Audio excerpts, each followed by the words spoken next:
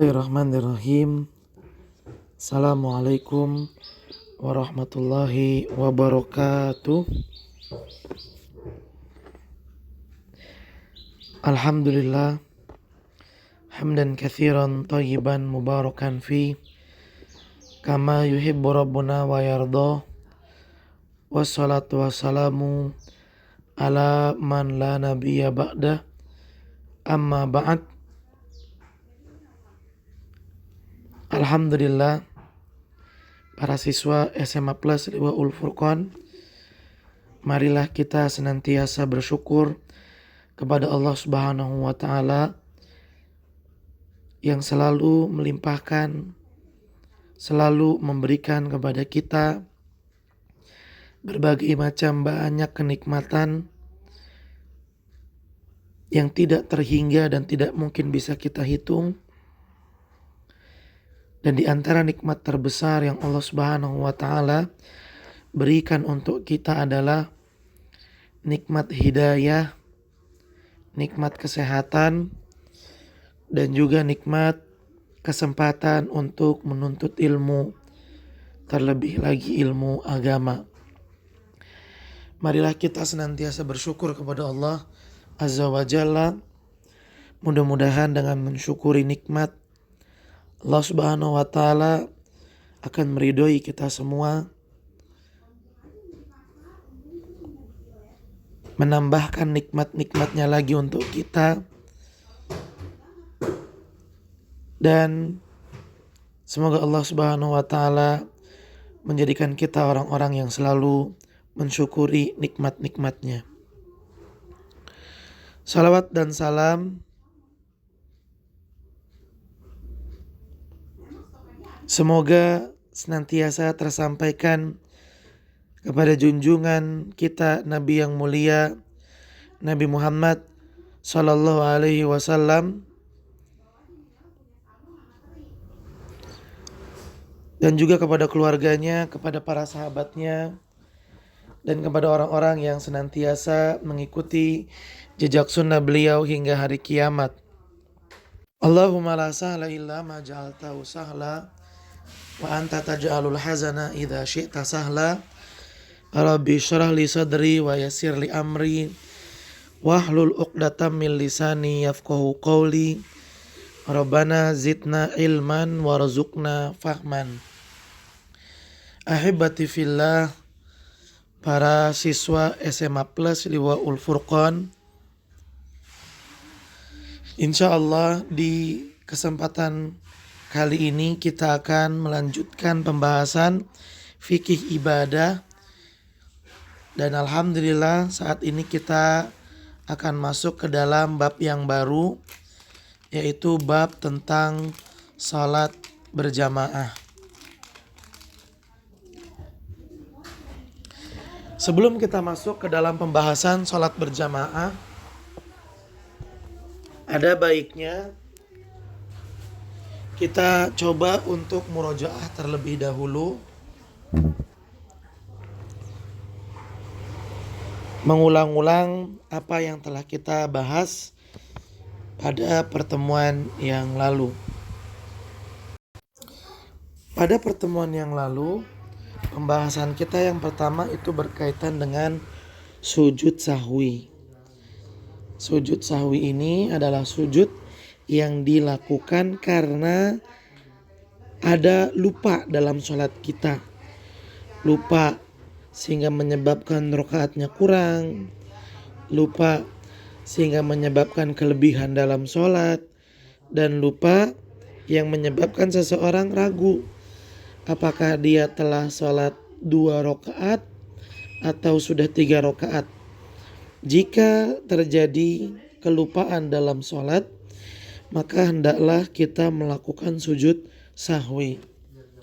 Nah, sujud sahwi ini bisa dilakukan sebelum salam atau sesudah salam.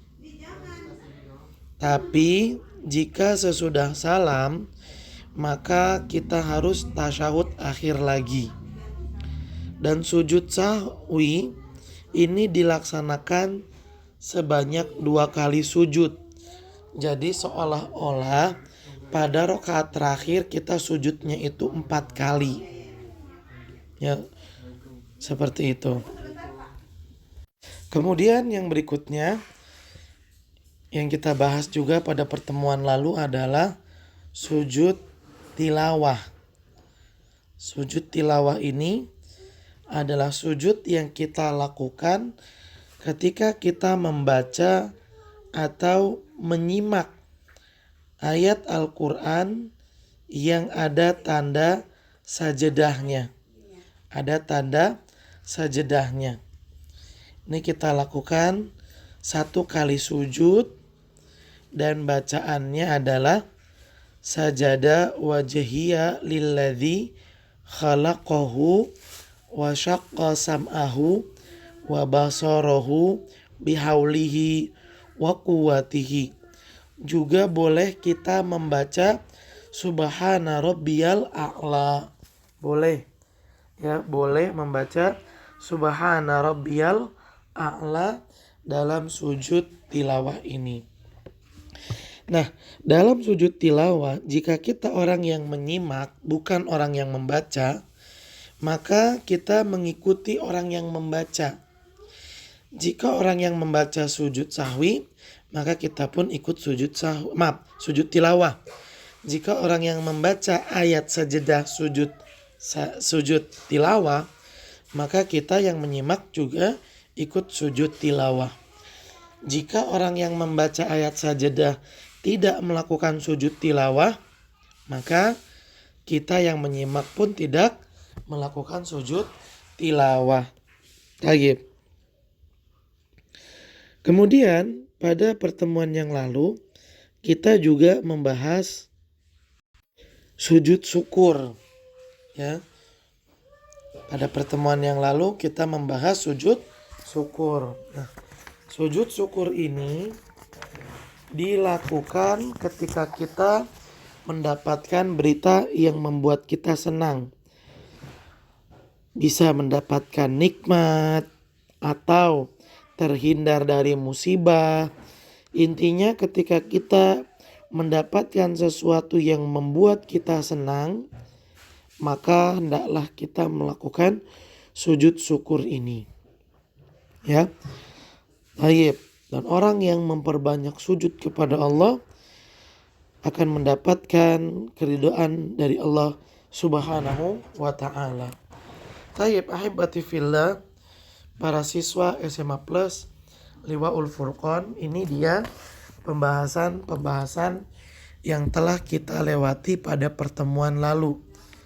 Insya Allah pada pertemuan kali ini kita akan masuk kepada pembahasan tentang sholat jamaah. Sholat berjamaah. Dalam pembahasan sholat berjamaah, ini ada beberapa pembahasan yang akan dipelajari. Dan pembahasan yang pertama itu berkaitan dengan keutamaan yang akan didapat dari melaksanakan sholat berjamaah dan juga hukum sholat berjamaah. Baik. Mari kita membuka buku Fikih Muyassar. Al-Babus Sabi'u, bab ke-7. Fi sholatil jamaah. Sholat berjamaah. Wa fihi masail. Dan dalam bab ke-7 ini ada beberapa pembahasan. Al-mas'alatul ula, pembahasan yang pertama. Fadlu sholatil jamaati. Keutamaan sholat berjamaah. Wa hukmuha, dan hukumnya. Al-awwalu, yang pertama, fadluha, keutamaannya. Sholatul jama'ati fil masajidi, sholat berjamaah di dalam masjid. Syairatun azimatun, adalah syiar yang paling besar, syiar yang agung. Min syairil Islam, dari syiar-syiar agama Islam. Tanda yang paling besar akan agama Islam adalah salat berjamaah di dalam masjid.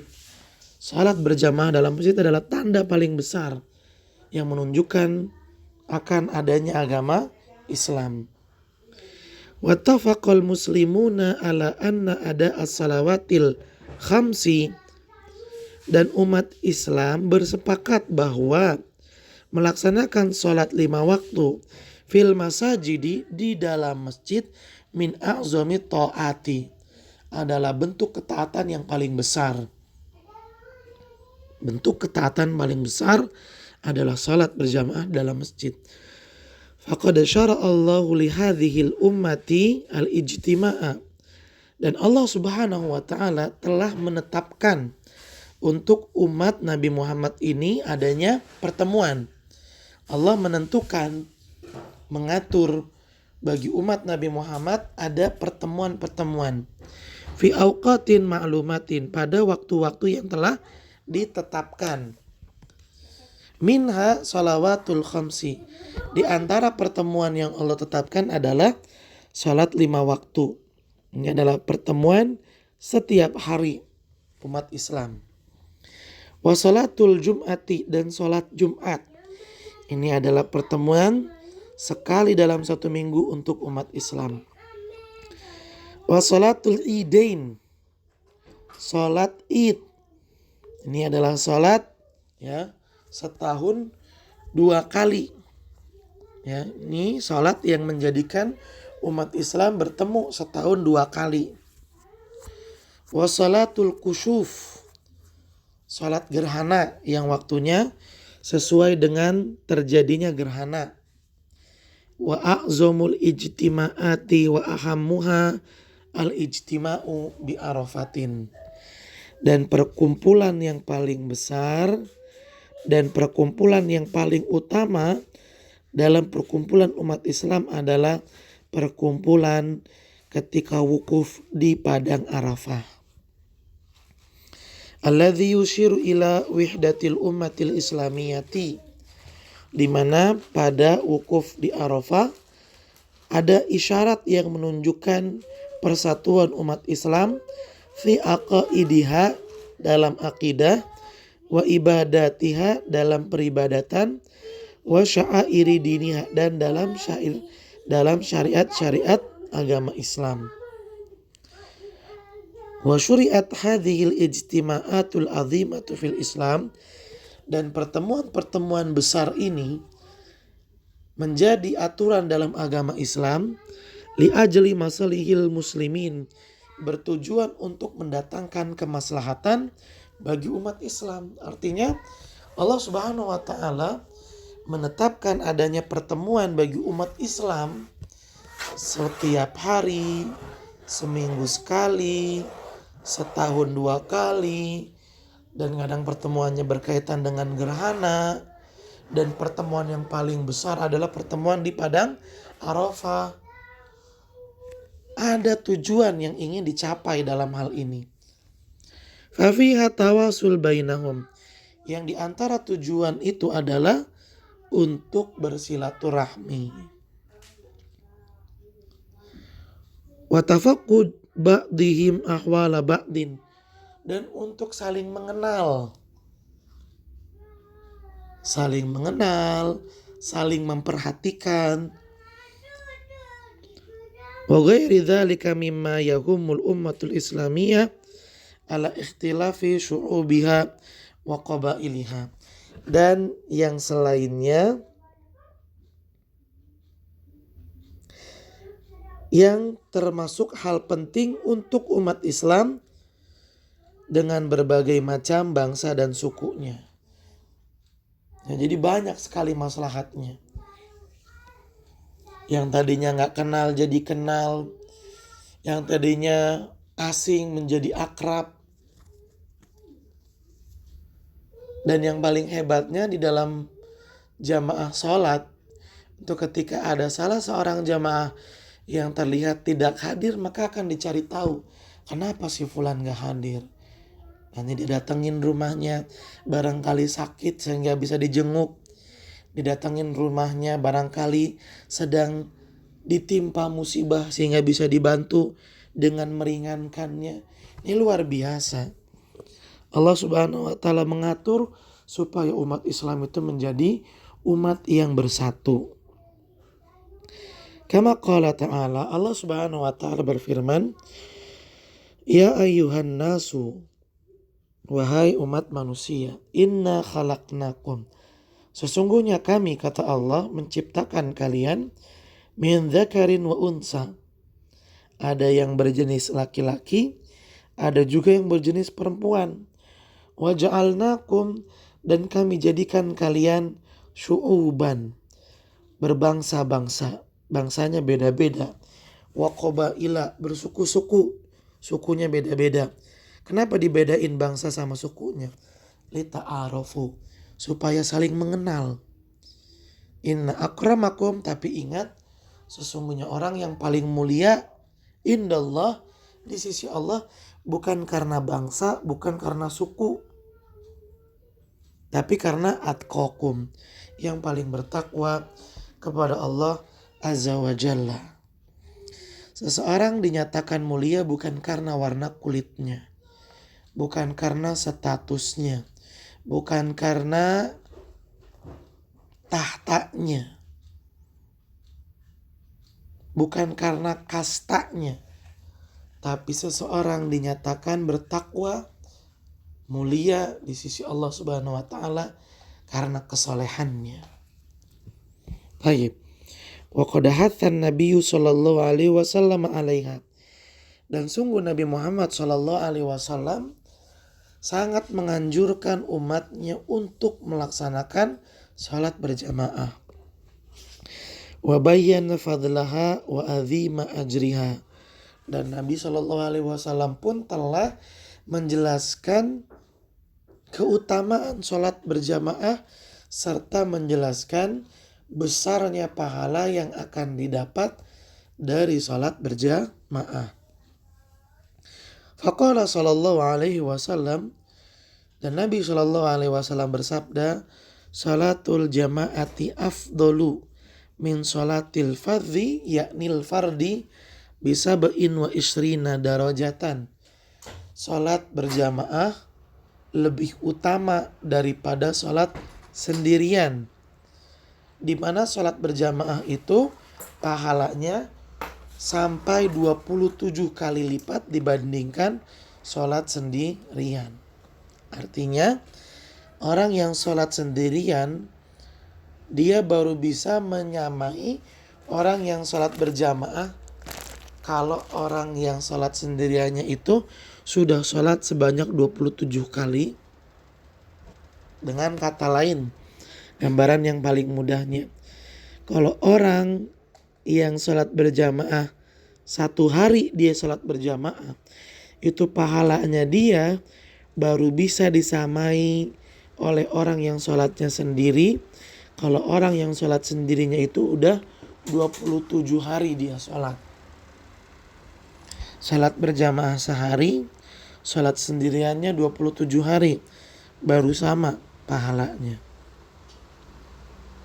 Wa qala sallallahu alaihi wasallam, dan Nabi sallallahu alaihi wasallam juga bersabda, salatul rajuli fil jama'ati, salatnya seseorang bersama jamaah, tudha'af ala salatihi fi baitihi, maka salatnya dia bersama jamaah itu akan dilipat gandakan pahalanya sehingga menjadi lebih besar daripada salatihi fi baitihi, salatnya di rumah. Wa fi suqihi, atau salat yang dia lakukan di tempat usahanya. Khamsan wa isrina di'fan, di mana salat yang dia lakukan secara berjamaah pahalanya akan Allah lipat gandakan sebanyak 25 kali lipat. Wa dzalika annahu, hal itu karena kata Nabi SAW, dijelaskan alasannya kenapa orang yang salat berjamaah pahalanya lebih besar. Kata Nabi SAW, wa dzalika annahu, hal itu karena orang yang salat berjamaah idza tawaddoa, jika dia berwudu di rumahnya, fa ahsanal wudu'a, lalu dia memperbagus wudunya,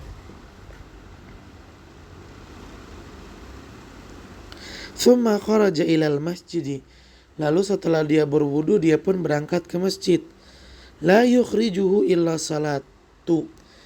Dan dia keluar rumah bukan karena hal apa-apa. Gak ada hal lain, gak ada kebutuhan lain kecuali dia keluar rumah hanya untuk sholat. Dia keluarnya cuma untuk sholat. Lam yakhtu khutwatan, maka tidaklah dia melangkahkan satu langkah kaki, illa rufi'at lahu biha darajatan, melainkan satu langkah kakinya itu akan mengangkat kedudukannya di sisi Allah. Wa hutta anhu biha khati'ah, dan dengan satu langkahnya itu juga akan menggugurkan satu dosanya. Berarti satu langkah kaki dapat 2 pahala. Dapat 2 kebaikan maksudnya. Dalam riwayat lain bahkan dapat 3 kebaikan. Setiap langkah dapat 3 kebaikan. Satu langkah dapat kenaikan kedudukan, dapat ampunan dosa, dapat pahala juga. Satu langkah lagi sama, dapat kedudukan yang tinggi, dapat ampunan dosa, dan dapat pahala. Terus demikian. Makanya dahulu para sahabat, diantaranya Umar bin Khattab, ketika dia berangkat ke masjid, langkah kakinya gak panjang-panjang tapi dibikin pendek supaya banyak. Lalu Nabi bersabda, fa idza shalla, dan jika dia melaksanakan sholat, bisa sholat tahiyatul masjid atau sholat sunnah yang lainnya, lam tazal malaikatu tusolli alaihi, maka para malaikat akan terus mendoakannya. Madama fi musallahu, para malaikat akan terus mendoakan dia selama orang itu tetap berada di dalam masjid. Terus didoain sama malaikat. Ini subhanallah, luar biasa, pahala yang sangat besar. Kita memohon kepada Allah, semoga Allah memberikan kita hidayah, kemudahan untuk selalu melaksanakan sholat berjamaah di masjid. Semoga Allah meringankan untuk kita hal tersebut. Taib. Kemudian yang kedua, atsani hukmuha, hukumnya. Sholatul jamaah, sholat berjamaah, wajibatun fi sholawatil khamsi. Sholat berjamaah itu hukumnya wajib untuk sholat 5 waktu. Dengan kata lain, sholat 5 waktu wajib dilaksanakan dengan cara berjamaah. Berarti hukum sholat berjamaah itu wajib. Waqad dalla ala wujubihal kitab wa sunnah. Dan yang menyatakan sholat berjamaah itu wajib adalah Al-Quran dan juga hadis.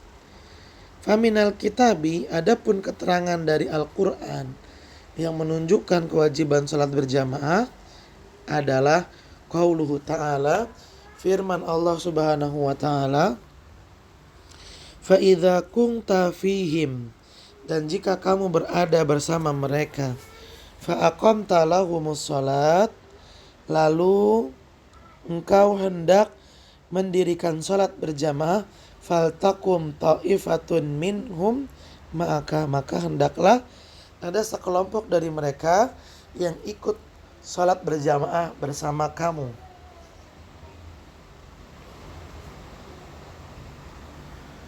Kok sebagian yang ikut sholat berjamaah? Kenapa nggak semuanya Allah perintahkan untuk ikut sholat berjamaah dalam ayat ini? Tayyib.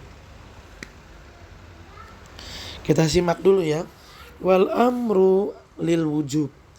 Perintah di sini ya, perintah untuk melaksanakan sholat berjamaah itu menunjukkan kewajiban. Ingat, perintah itu menunjukkan kewajiban. Jadi kalau ada perintah dalam syariat Islam, maka perintah itu wajib dilaksanakan. Wa idza kana dzalika, jika hal itu, jika sholat berjamaah itu diperintahkan ma'al khaufi, padahal keadaannya sedang dalam keadaan takut. Maksudnya dalam keadaan takut bagaimana? Baik.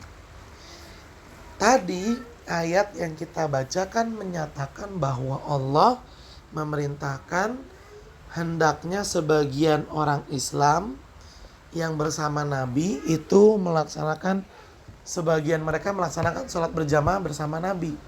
Kok sebagian? Kenapa nggak semuanya? Jawabannya dapat. Karena ayat ini turun berkaitan dengan sholat berjamaah pada waktu perang. Nah, waktu perang itu kan termasuk keadaan takut. Ya. Waktu perang termasuk dalam keadaan takut. Bayangkan, kalau sholat berjamaah tetap wajib walaupun dalam keadaan takut, seperti sedang berperang, sama al-amnil aula, maka kalau keadaannya lagi keadaan aman, damai, nggak ada perang, salat wajib lebih diwajibkan, salat berjamaah lebih diwajibkan lagi. Mudah-mudahan kalian bisa memahaminya. Sekali lagi Ustadz ulang. Jika dalam rasa takut seperti berperang saja salat berjamaah masih diwajibkan, apalagi dalam keadaan tenang, aman, dan damai, maka salat berjamaah lebih diwajibkan lagi. Tayyib. Wa minas sunnati, adapun dalil dari hadis yang menunjukkan kewajiban salat berjamaah, haditsu Abi Hurairah radhiyallahu anhu, adalah hadis yang diriwayatkan oleh sahabat bernama Abu Hurairah radhiyallahu anhu. Qala Rasulullah sallallahu alaihi wasallam, Rasulullah sallallahu alaihi wasallam bersabda, "Athqalu sholati alal munafikina sholatul isya'i wa sholatul fajri." Salat yang paling berat dilaksanakan oleh orang-orang munafik. Nabi ini ngebocorin buat kita supaya gak jadi orang munafik. Kata Nabi, tanda kemunafikan dalam diri seseorang itu bisa terlihat ketika merasa berat melaksanakan sholat al-isya'i wal fajri, sholat isya sama sholat subuh. Sekali lagi, Nabi bersabda, sholat yang paling berat untuk dilaksanakan bagi orang-orang munafik adalah sholat isya sama sholat subuh. Kita memohon kepada Allah, semoga Allah subhanahu wa ta'ala memberikan kepada kita kemudahan dan keringanan serta istiqomah untuk selalu bisa melaksanakan sholat subuh dan juga sholat isya dengan berjamaah. Walau ya'lamuna ma fihima la'atauhuma. Sekiranya orang-orang munafik mengetahui apa balasan yang akan Allah berikan jika seseorang melaksanakan sholat isya dan sholat subuh, la'atauhuma. Sekiranya mereka tahu, maka pasti mereka orang-orang munafik akan melaksanakan sholat isya dan sholat subuh. Walau habwan, sekalipun mereka melaksanakan dengan cara bersusah payah, dengan cara merangkak atau yang lainnya, mereka pasti akan mendatangkan sholat isya dan sholat subuh. Walaqad hamamtu, dan sungguh kata Nabi, saya telah memutuskan dan berazam, bertekad kuat, an amura bisolati, agar sholat didirikan berjamaah, fatuqamu, lalu dilaksanakan, tsumma amura rajulan fayusalli binnas, lalu aku kata Nabi akan tunjuk salah seorang di antara kalian untuk menjadi imam. Emang Nabi mau kemana kok gak jadi imam? Lalu Nabi bersabda, tsumma antaliku, karena saya ingin pergi, ma'i, dan bersama saya rijalun, sekelompok orang, ma'ahum huzamun min hatobin, dan sekelompok orang yang ikut sama saya untuk pergi, Mereka semua membawa seikat kayu bakar ila qaumin, dan kita akan mendatangi orang-orang la yashhaduna shalah, yang tidak melaksanakan sholat berjamaah. Fa uharriqu alaihim buyutahum, dan saya, kata Nabi, akan bakar rumahnya binari, dengan api. Ini ancaman ya ikhwan.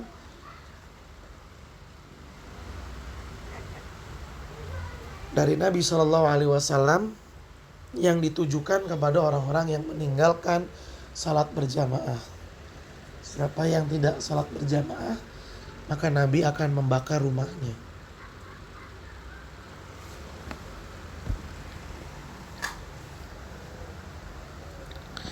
Fadallal hadithu, hadis ini menunjukkan ala wujubi salatil jamaah. Hadis ini menunjukkan kewajiban, keharusan sholat berjamaah.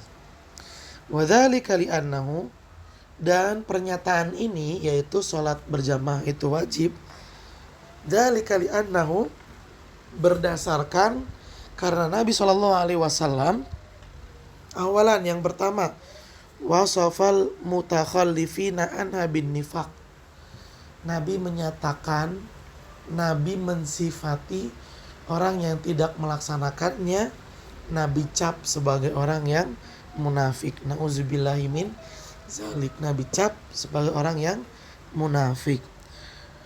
Wal mutakhallif anis sunnah la yu'addu munafiqan. Karena Nabi mengecap orang yang meninggalkan sholat berjamaah sebagai munafik, itu menunjukkan perbuatan yang ditinggalkan itu adalah perbuatan yang hukumnya wajib. Sebab jika perbuatan itu hukumnya sunnah, tentulah Nabi tidak akan mengecap orang yang meninggalkannya dengan sebutan munafik. Tapi di sini faktanya Nabi menyebutkan munafik bagi orang yang meninggalkannya, itu berarti hukumnya wajib.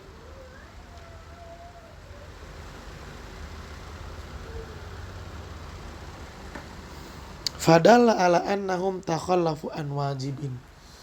Karena orang-orang yang meninggalkan suatu perkara di sini, yaitu salat berjamaah, disifati sama Nabi sebagai orang munafik, maka itu menunjukkan bahwa salat berjamaah hukumnya wajib. Thanian, dasar yang kedua yang menyatakan salat berjamaah itu wajib, annahu hamma, bahwasanya Nabi SAW bertekad biuqubatihim, untuk menghukum orang-orang yang meninggalkan salat berjamaah, ala takhallufi anha. Nabi bertekad menghukum orang jika meninggalkan salat berjamaah. Wal uqubatu innama takunu ala tarki wajibin.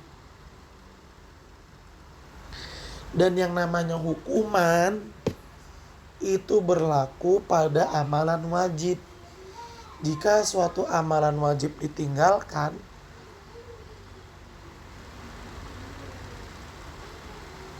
maka pelakunya dihukum. Ya, pelakunya dihukum. Kalau perkaranya adalah sunnah, maka sunnah itu tidak menghukum orang yang meninggalkannya.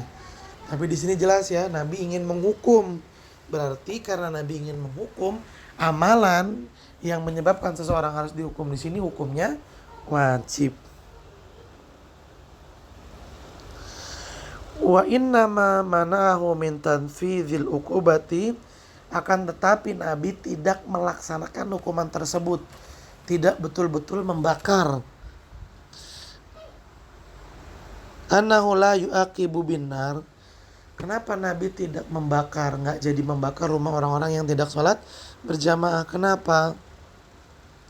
Illallah azza wa jalla. Ingat, ada satu kaidah yang harus kita pegang kuat-kuat, bahwa tidak boleh menghukum dengan api, karena yang menghukum dengan api hanya Allah azza wa jalla. Haram menghukum, menyiksa apapun mau hewan atau manusia, haram jika dihukum dengan api. Tidak boleh. Karena yang berhak menghukum dengan api hanya Allah Subhanahu wa taala saja.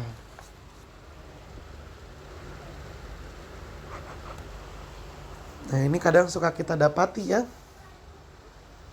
Apalagi